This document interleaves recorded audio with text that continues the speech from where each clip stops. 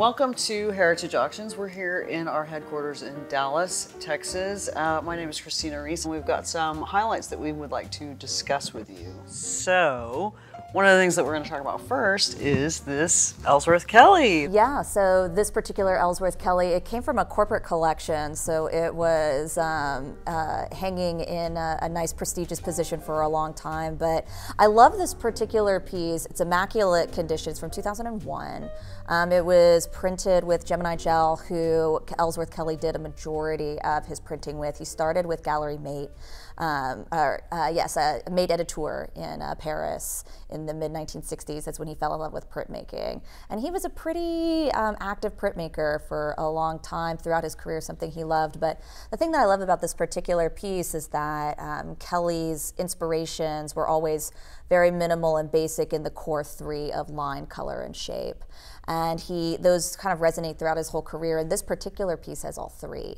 It has the line, it has the distorted shape, and it has those big, beautiful colors that force you to kind of look at them, to take them in, to appreciate them, and to really understand conceptually the idea. Both him and a great LeWitt that we'll talk about later are so sensational in their concept. And so we're really excited to be able to offer this work. You know, most of his large canvases go for hundreds of thousands of dollars. And I like that this one is kind of at a nice modest estimate of $20,000 to $30,000 that we'll be offering. Yeah, and on that note, we can talk about the appeal of prints and multiples and the signature sale. When we talk about this is a twice-a-year sort of extravaganza for us. So what makes this signature sale special? I mean, everything in this sale are our top pieces that we have brought in on consignment for this season. It's a sale that we reserve for not just exceptional works by some of the best artists, but also things that are representational of the print process, as well as also great condition, great provenance, just anything that sort of makes it very special. Right. You know, we have our monthly sales on the third Wednesday of every month, which has a great, modest priced availability and accessibility of prints. But this one is just for those just really, really special works, like this one. It just epitomizes Ellsworth Kelly. Yes, it really does. And I was just going to add, I mean, I do encourage people to check out our monthly print sales, especially if you're a new collector. Sometimes we have the same names, the same artists in each of the sale, but maybe it's not such a recognizable work, but just as beautiful. So, and the price points are way more affordable. So you might be able to find something for $1,000, $15,000 instead of $10,000 and above. That's right. So those are actually my favorite sales. That's right. I shop those sales too. I do admire, and these are some of my favorite things. These are the things that even though we may not be able to afford it, we love and appreciate it so much. And prints is also a great spot for new collectors, you know, again, because of the modest price points. If you want to begin an art collection, you can great entry point. Yes, if you have a collection you want to start, but you don't, you know, necessarily want to start with $1 million Ellsworth Kelly, you can start with a $30,000 Ellsworth Kelly. Right. Yeah. And it's still so core representational of what he was so famous for. Right. So Louise Bourgeois, we think of her spiders. We don't necessarily always think about prints and multiples when it comes to her, but we have a nice piece here. Yeah, so I chose this piece to feature today for a couple of reasons. We were talking about women in the arts recently with my colleagues and on another separate panel, and she has the distinction of being one of the most expensive women artists to sell at auction. So one of her spider sculptures recently sold for $32 million. And in some ways, these two works relate. So this piece that we're offering has a much more modest price point of $6,000 to $8,000 estimate, but it still relates to her spider pieces. So her spider works were actually a metaphor for her relationship with her mother. So the spider represented both a predator and a protector. And her family owned a textile business. So Louise was actually working in the textile business along with her mother and her father. And that informed her work. So if you think of the spider making webs and relating to the family business, well, here in this work, she's actually able to weave a drawing out of red cord, and she twists the rope in a way to make her shape, and then it's actually made into a three-dimensional model, which is unique to the printing process through a process called mixographia. And then those maquettes are actually printed onto handmade paper in very small editions. So I believe this was an edition of 50 pieces, if I'm not mistaken. And so it's a very special piece, especially because it does relate in some way to her spider pieces that are so famous. Right, right. And that crochet and working with textiles would go into her work even towards the end of her life. She passed away, I believe, in 2010. She was working with solo impressions in New York towards the end of her life with actually adding the textiles physically and the etched and the, or not the etched, the weavings into the physical print and trying to figure out how to blend that printing media and that textile together. Yeah. She was working with an incredible female, again, another great female printmaker at Solo Impressions in New York towards the end of her life, and was trying to perfect this process. And I think Solo Impressions is still trying to perfect this, working with textiles and blending the print and the textile medias into sort of one cohesive element. And it's really interesting what they're doing now. And that inspiration came from Louise Bourgeois. And just to add quickly to that point, it's so nice to see people kind of elevating the craft of weaving, crocheting, these things that were considered kind of a women's art Domestic form, thing. domestic art form, into And then high to find art. its way into printmaking, which is just such a specific thing and a rigorous thing and a technical thing. Very It's technical, really, yes. really so, interesting. so this wasn't the most expensive piece in the auction, and is actually quite below our price point of others, but I hope that it does sell for more and that the audience recognizes its importance. Yeah. So let's talk about somebody who's having a bit of a moment, maybe not for the first time in his career, is William Kentridge. Yes. So this really charming, interesting piece called Scribble Cat. Tell us about it. The piece has a really fun backstory. An artist, when he was a child, an artist named Cecil Scottness actually gifted the family a print of a cat. And the print made quite an impression on Mr. Kentridge, who thought that this was a self-portrait of the artist. So anytime he makes a cat, he's actually thinking of another artist, and it's actually a portrait of him. So this is a very fun work. I was fortunate to be able to meet William Kentridge. He was the artist in residence in Berkeley, where I live, this year. That's right. So I could ask him about this print, and I asked him what was special about it. And he told me it was printed on 6 sheets in different printing plates, and the printer had actually arranged them in a grid. But when he saw the work, he thought by flipping some of the pages, he could make the composition more dynamic. So if you're looking at the piece, the pages don't actually line up. That's right. And that's so typical of It this has other this work. real movement to it because of it that. does. It has It's a this lot of electricity. movement and electricity, and it has that spontaneity of some of his other pieces. And if you're familiar with his work, you know he works in film. I just saw his opera.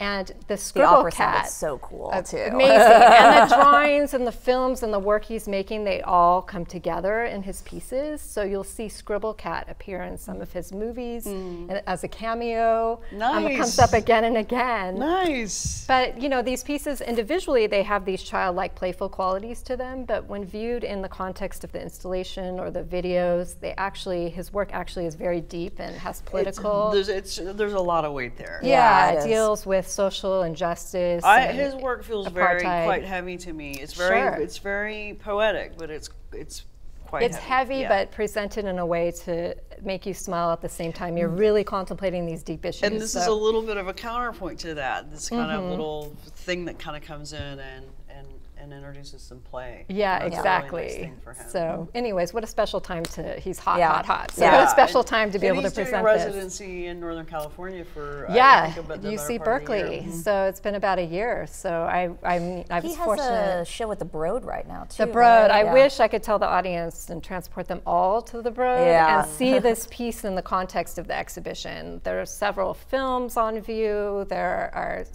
works Princey did with stereoscopes. Yeah. So there's a lot of work. He's Yeah. he's an amazing, brilliant artist. Yeah. So we were talking just a few minutes ago about LeWitt, or his name came up. So let's talk about the LeWitt. Oh my gosh. So this particular piece, so there's 2 works in this lot, but it came from a portfolio of 10. And it was done by a press in Nova Scotia. And the printmaker there was actually a former colleague and friend of the consigner for this particular lot. But it's 2 works from a portfolio of 10. And the thing that I love about this is we all know LeWitt for his big installation pieces that he just simply wrote these instruction manuals for. And some of them were they were books. They were these huge books of instructions, and some of them are very 1 or 2 sentences. Paint a black triangle on a wall that's 12 feet tall. The end. Like that's it. And the thing that I love about this is this portfolio that he put together. Everything is signed and numbered, but he also still added his signature instructions at the bottom. So both of these works have that instructional LeWitt kind of kitschy sort of thing that we see throughout his career, where he adds this ability for you to recreate his works. He just there's a little bit of text at the bottom of each print, and you know, I don't remember exactly what each one says, but it's something like, take a black crayon, make 10,000 lines, print 4 times, moving a 1/4 inch in each direction. You know, just something very LeWitt. Yeah. It's so nice. It's like his continued engagement with the viewer. Like, he's not done with the conversation. It's not just the image. It's this. He's going to plant some things in your head. Exactly. As well. And it's so that's the thing that I love about these 2 pieces. And it's for each work in that portfolio has a different set of instructions. And so there's just something tactile about that, where he didn't just make a work. He made a how-to. It's sort of like, is it give a man a fish or teach a man to fish? That's kind of what it always reminds me. And it's like, he gave you the ability to quite minimally be able to be in his mind and think about what he's thinking. It doesn't have to be, LeWitt was always obsessed with ideas. And so he created just this very simple idea of, take a crown and make 10,000 lines. And bringing other people into the process, in a sense of being the artist, or being in the artist's head. Yeah. Exactly. There's so much distance between, I think, often, and we talk about this sort of the classical sort of art historical ways of viewing things, and I think he kind of closed that gap a little bit with his creations. It a little bit, it's sort of, you have the artist, and then you're looking at the work, but now in sort of creating this instruction manual, he kind of made the artist and the viewer, or in this case, the future owner of these works, he closed that distance between the 2 of them. And that's the thing that I really love about him, is that sort of the relationship is kind of different in a way. And I would add something, just because I know that you selected this print, but I actually admire it quite a bit. It's actually 2 prints in this lot. It's 2 prints, but it's from the portfolio of 10. So 2 works from the portfolio of 10. The same from portfolio. 1971. Yes. Yeah, and if you think about artists in the 50s and 60s really questioning what is art, and they're all asking this question and coming up with different answers. I love how simple his idea is. He said, art is the idea. It is. It absolutely is. So when he was selling, you could buy and sell instructions, and anyone can actually execute the piece on the wall. You can erase it, put it somewhere else. It's not about the execution. It's not about the drawing. It's about the idea, the set of instructions that he gives us. So here, when you first look at these 2 prints, they look like an abstract expressionist piece. There's so many cross-hatchings and marks. But when you realize, by looking at the instructions on the bottom, these are well thought out, planned executions, kind of that contrast between the spontaneity that it looks like, and then knowing how planned out and with mathematical precision all of his prints are. I find that very interesting. It's cool because we think about, when you think about art as the idea, the saying that we usually are kind of applying that to the idea of conceptual art. But you can obviously, and what he's doing in the sense of this process, is he's pointing out that all art is conceptual art. All art is the idea. And I think that around this time, his prime was when that was really starting to make its way into kind of our understanding of even looking at art that we don't think of as conceptual. And you talk about this time in terms of just art, but it was also an important time in printmaking, because a lot of what we now know as very important presses, Uli and Gemini Gel and Nova Scotia Art and Design, also came about around that time period.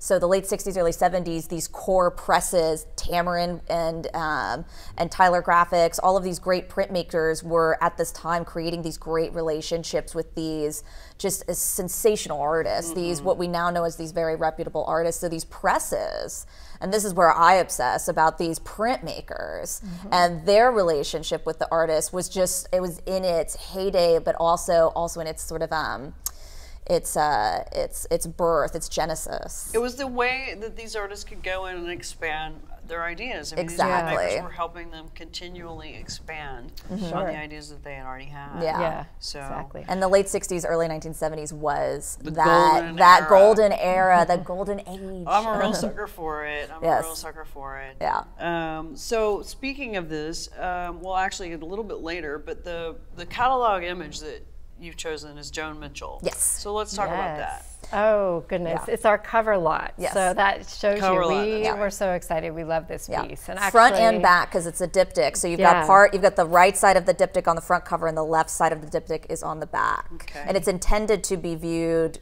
together. Side by so it is, side. so it is one lot. Open up the catalog. Yeah. Open it up, Put lay on it your flat, catalog, right. ta-da. And then you can see It doesn't necessarily need to be flush, but it is intended to be, they are intended to be together. It's intended to be viewed in person. Yes, it is. Yes, So it's to the intended to preview. be bought, you know. Exactly. Yeah, so I just want to say that Joan Mitchell, I love her work so much. But she is one of these women who broke the glass ceiling for so many women artists coming after her. She made it in this highly masculine period of abstract expressionism, when people would actually question whether or not to include a woman in a gallery or a museum show, because it might actually bring the exhibition down, believe it or not.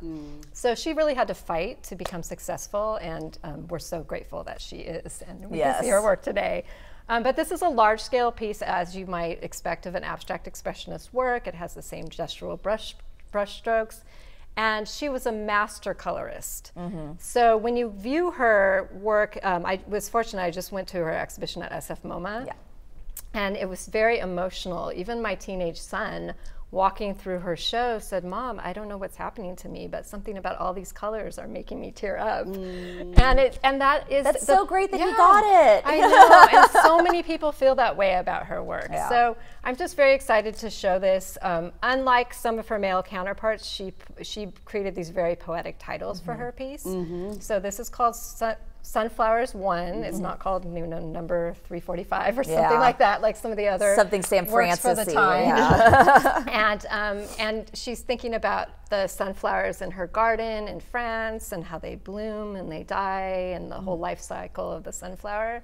And she's showing us that with this expressive abstract piece. And you can see the life and the death on one side and the other side. Yes, you can. And I watched a video about this particular piece with Ken Tyler, and it was funny, you mentioned Jean Quick to see Smith, I think, yesterday. Yeah, she did an interview with Ken Tyler about Joan Mitchell's final works, which is the Sunflower, and the Sunflower series that she did with Ken Tyler towards the end of her life.